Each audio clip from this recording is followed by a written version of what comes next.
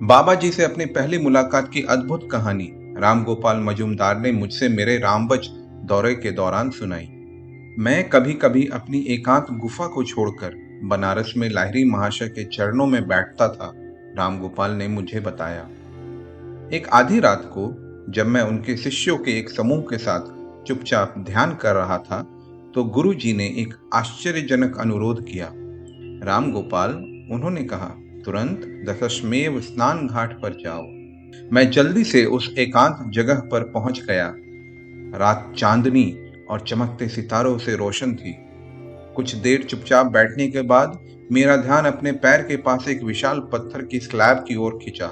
यह धीरे धीरे उठी, जिससे एक भूमिगत गुफा का खुलासा हुआ।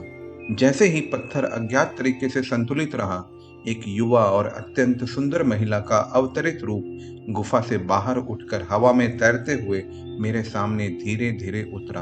वह एक आध्यात्मिक आनंद की स्थिति में स्थिर खड़ी रही। अंततः उन्होंने हिलते हुए धीरे से बात की। मैं माता जी हूँ, बाबा जी की बहन। मैंने उन्हें और लाहिरी महाशय को भी आज रात मेरी गुफा में आने के लिए कहा है, ताकि एक महत्वपूर्ण विषय पर चर्चा की जा सके। एक धुंधली रोशनी गंगा नदी पर तेजी से तैर रही थी। अजीब चमकदार प्रकाश अपारदर्शी जल में प्रतिबिंबित हो रहा था। यह धीरे धीरे नजदीक आ रही थी। तब तेज चमक के साथ यह माता जी के बगल में प्रकट हुई और तुरंत लाहिरी महाशय के मानव रूप में बदल गई। उन्होंने विनम्रता से उस महिला संत के चरणों में प्रणाम किया। जब तक मैं अपनी उलझन से उबर पाता, मैं और भी चकित हो गया जब मैंने आकाश में घूमते हुए रहस्यमयी गोलाकार प्रकाश को देखा। तेजी से नीचे उतरते हुए जलता हुआ बवंडर हमारे समूह के पास आ गया और खुद को एक सुंदर युवक के शरीर में बदल लिया, जिसे मैंने तुरंत समझा कि वह बाबा जी थे। वह लाहिरी महाशय की तरह दिखते थे। केवल एक अंतर था कि बाबा जी बहुत युवा दिखाई देते थे और उनके लंबे चमकीले बाल थे। लाहिरी महाशय, माता जी और मैंने अपने गुरु महाअवतार बाबा जी के चरणों में झुककर प्रणाम किया। जब मैंने उनके दिव्य शरीर को छुआ, तो मेरे शरीर के हर तंतु में एक स्वर्गीय आनंद की अनुभूति हुई। धन्य बहन, मैं अपने रूप को त्यागने और अनंत धारा में समाने का इरादा रखता हूँ, बाबा जी ने कहा। मैंने पहले ही आपके इस योजना की झलक देखी है प्रिय गुरु। मैं आज रात आपके साथ इस पर चर्चा करना चाहती थी। आप अपना शरीर क्यों त्यागना चाहते हैं? उस महान महिला ने उनसे विनम्रता से पूछा। इस आत्मा के महासागर में मेरा चाहे दृश्यमान या अदृश्य लहर धारण करने में क्या अंतर है? माता जी ने एक विचित्र चतुरता के साथ जवाब दिया। अमर गुरु, अगर कोई अंतर नहीं है तो कृपया कभी अपना रूप त्यागे मत। ऐसा ही होगा, बाबा जी ने गंभीरता से कहा। मैं कभी भी अपने भौतिक शरीर को नहीं छोड़ूंगा। यह इस धरती पर कम से कम कुछ लोगों के लिए हमेशा दृश्यमान रहेगा। भगवान ने अपनी इच्छा आपके मुख से व्यक्त की है। मैं इन महान व्यक्तियों के बीच की बातचीत को सुनकर विस्मय में था। तब महान गुरु ने मुझसे एक शुभ इशारे के साथ कहा, डरो मत राम गोपाल, तुम इस अमर वचन के दृश्य के साक्षी बनने के कारण धन्य हो गए हो। जैसे ही बाबा जी की मीठी आवाज का संगीत फीका पड़ा, उनका रूप और लाहिरी महाशय का रूप धीरे धीरे उठा और गंगा के ऊपर से पीछे हट गया। उनकी देह को घेरने वाला चमकता हुआ प्रकाश मंडल उनके शरीर के साथ रात के आकाश में गायब हो गया। माता जी का रूप गुफा में वापस तैरता हुआ उतरा। पत्थर का स्लैब अपने आप बंद हो गई, जैसे कि अदृश्य लीवर पर काम कर रही हो। अनंत प्रेरणा के साथ मैं लाहिरी महाशय के स्थान पर वापस चला गया। जैसे ही मैं उन्हें भोर में प्रणाम करता हुआ झुका, मेरे गुरु मुझे मुस्कुराते हुए देखा। मुझे तुम्हारे लिए खुशी है राम गोपाल, उन्होंने कहा।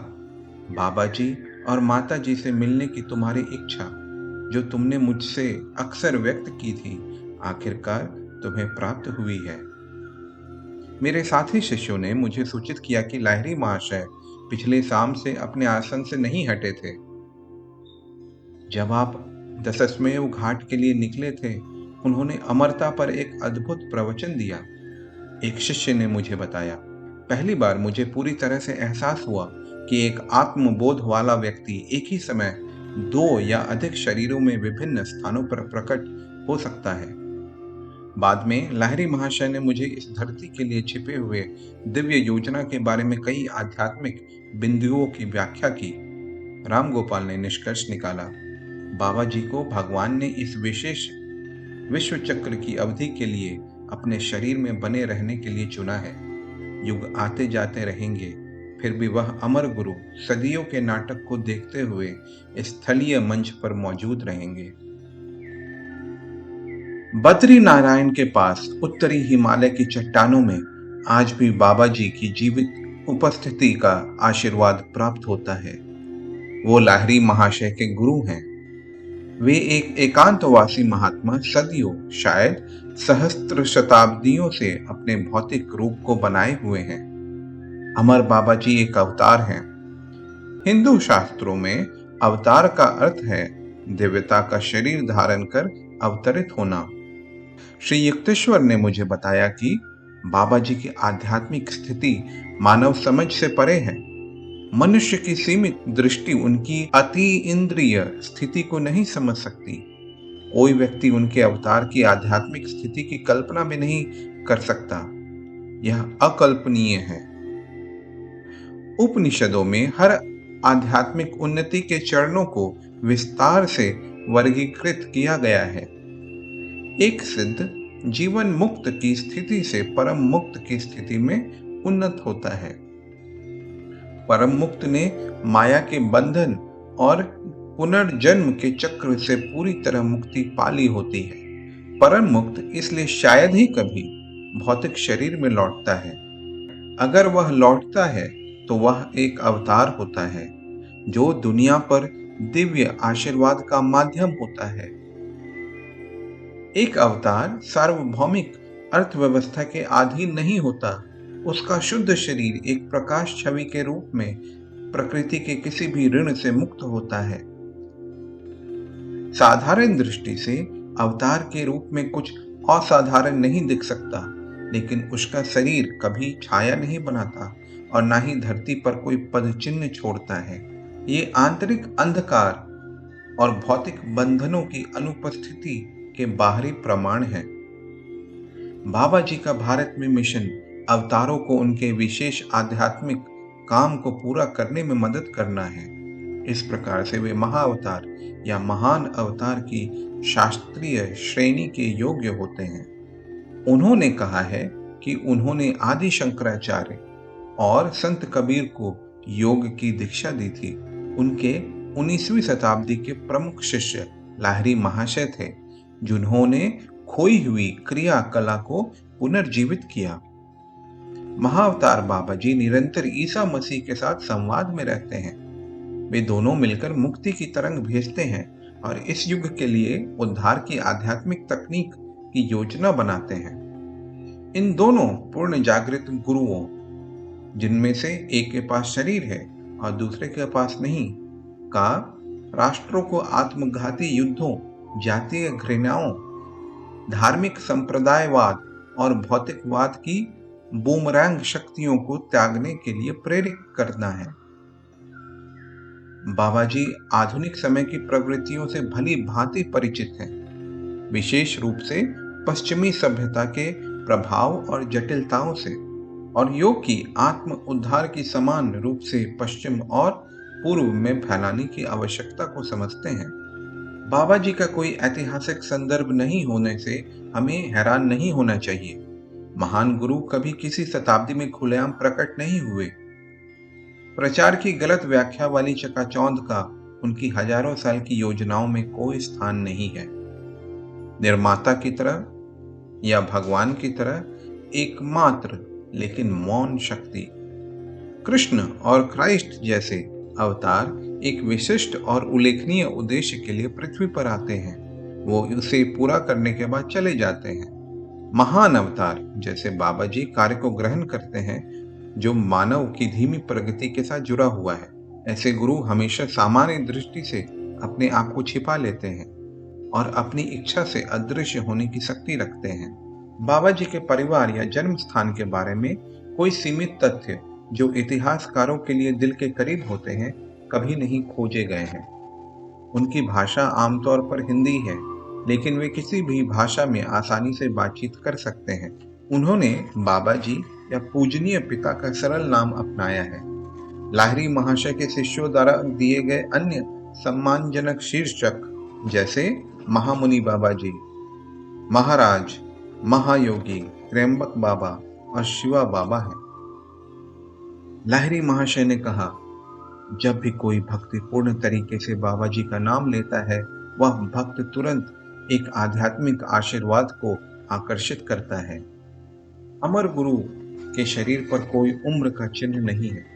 वह एक 25 साल के युवक से अधिक नहीं दिखते। गोरा रंग, मध्यम कद और ऊंचाई, बाबा जी का सुंदर मजबूत शरीर एक स्पष्ट चमक देता है। उनकी आंखें गहरी, शांत और कोमल हैं। उनके लंबे चमकदार बाल तांबे के रंग के हैं। एक बहुत ही अजीब तथ्य यह है कि बाबा जी का चेहरा उनके शिष्य लाहिरी महाशय के साथ असाधारण रूप से समान है। यह समानता इतनी स्पष्ट है कि उनके बाद के वर्षों में लाहिरी महाशय बाबा जी के युवा दिखने वाले पिता के रूप में दिखते थे। स्वामी केवलानंद, मेरे संत संस्कृत शिक्षक, ने हिमालय में बाबा जी के साथ कुछ समय बिताया। अतुलनीय गुरु अपने समूह के साथ पहाड़ों में स्थान स्थान पर जाते हैं। केवलानंद जी ने मुझे बताया, उनके छोटे समूह में 2 आध्यात्मिक उन्नत अमेरिकी शिष्य भी शामिल हैं। जब बाबा जी किसी स्थान पर कुछ समय तक रहें तो वे कहते हैं, डेरा डंडा उठाओ। वे चिन्ह के रूप में डंडा रखते हैं। उनके शब्द तुरंत समूह को किसी अन्य स्थान पर स्थानांतरित करने के लिए संकेत होता है। वे हमेशा इस प्रकार के स्थानांतरण का उपयोग नहीं करते। कभी कभी वे पहाड़ से पहाड़ तक पैदल चलते हैं। बाबा जी को केवल तभी देखा जा सकता है या पहचाना जा सकता है जब वह स्वयं ऐसा चाहते हैं। यह ज्ञात है कि उन्होंने विभिन्न भक्तों के लिए थोड़े से भिन्न रूपों में दर्शन दिए हैं, कभी कभी बिना दाढ़ी और मूंछ के, कभी कभी उसके साथ। उनके अविनाशी शरीर को किसी भोजन की आवश्यकता नहीं है, इसलिए गुरु शायद ही कभी खाते हैं। कभी कभी वह आने वाले शिष्यों के लिए सामाजिक शिष्टाचार के रूप में फल या दूध में पके हुए चावल और घी स्वीकार करते हैं।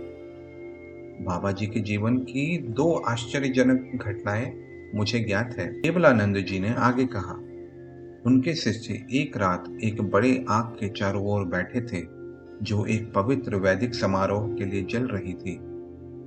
गुरु जी ने अचानक जलती हुई लकड़ी का एक टुकड़ा उठाया और उसे आग के पास बैठे एक चेले के नंगे कंधे पर हल्के से मार दिया। मान्यवर, यह कितना क्रूर काम है। लाहिरी महाशय, जो वहां मौजूद थे, ने विरोध किया। क्या आप इसके बजाय देखना पसंद करते कि वह आपके सामने अपनी पिछले कर्म के अनुसार जलकर राख हो जाता? इन शब्दों के साथ बाबा जी ने अपने दिव्य हाथ को चेले के विकृत कंधे पर रखा। मैंने आज रात आपको दर्दनाक मौत से मुक्त किया है। कर्म का नियम आपकी मामूली अग्नि से पीड़ा के माध्यम से संतुष्ट हो गया है। एक अन्य अवसर पर बाबा जी के पवित्र मंडल को एक अजनबी के आगमन ने बाधित किया। उसने गुरु के शिविर के पास स्थित लगभग दुर्गम चट्टान तक आश्चर्यजनक कौशल के साथ चढ़ाई की थी। मान्यवर, आप महान बाबा जी होने चाहिए। उस व्यक्ति के चेहरे पर असीम श्रद्धा की आभा थी। महीनों से मैंने इन कठिन चट्टानों के बीच आपका निरंतर खोज किया है। मैं आपसे विनती करता हूं कि मुझे अपना शिष्य स्वीकार करें। जब महान गुरु ने कोई प्रतिक्रिया नहीं दी तो उस व्यक्ति ने अपने पैरों के पास के चट्टान की खाई की ओर इशारा किया। यदि आप मुझे अस्वीकार करते हैं तो मैं इस पर्वत से कूद जाऊंगा। यदि मैं दिव्य मार्गदर्शन को प्राप्त नहीं कर सका तो जीवन का कोई मूल्य नहीं है। फिर कूदो, बाबा जी ने निर्विकारता से कहा। मैं आपको आपके वर्तमान विकास की स्थिति में स्वीकार नहीं कर सकता। उस व्यक्ति ने तुरंत चट्टान से छलांग लगा दी। बाबा जी ने स्तब्ध शिष्यों को उस अजनबी का शरीर लाने के लिए कहा। जब वे उसके विकृत रूप को वापस लाए तो गुरु ने अपने दिव्य हाथ को उस मृत व्यक्ति पर रखा। लो, उसने अपनी आंखें खोली और सर्वशक्तिमान गुरु के सामने विनम्रता से प्रणाम किया। अब आप शिष्यत्व के लिए तैयार हैं? बाबा जी ने अपने पुनर्जीवित चेले पर प्रेम पूर्वक मुस्कुराते हुए कहा। आपने साहस के साथ एक कठिन परीक्षा पास की है। अब मौत आपको छू नहीं पाएगी। अब आप हमारे अमर समुदाय के एक सदस्य हैं। फिर उन्होंने अपने प्रस्थान के सामान्य शब्द कहे। डेरा डंडा उठाओ। पूरा समूह उस पर्वत से गायब हो गया। बाबा जी के लिए भी अतीत, वर्तमान, भविष्य का कोई संबंध नहीं है। शुरुआत से ही उन्होंने अपने जीवन के सभी चरणों को जाना है। फिर भी लोगों की सीमित समझ के अनुकूल होते हुए उन्होंने अपने दिव्य जीवन के कई कार्य एक या अधिक गवाहों की उपस्थिति में निभाए हैं। इस घटना में लाहिरी महाशय के एक शिष्य मौजूद थे जब बाबा जी ने शरीर की अमरता की संभावनाओं की घोषणा करने का समय उचित समझा। उन्होंने राम गोपाल मजूमदार के सामने इस वादे को किया ताकि यह अंततः अन्य खोजने वाले हृदयों के लिए ज्ञात हो सके।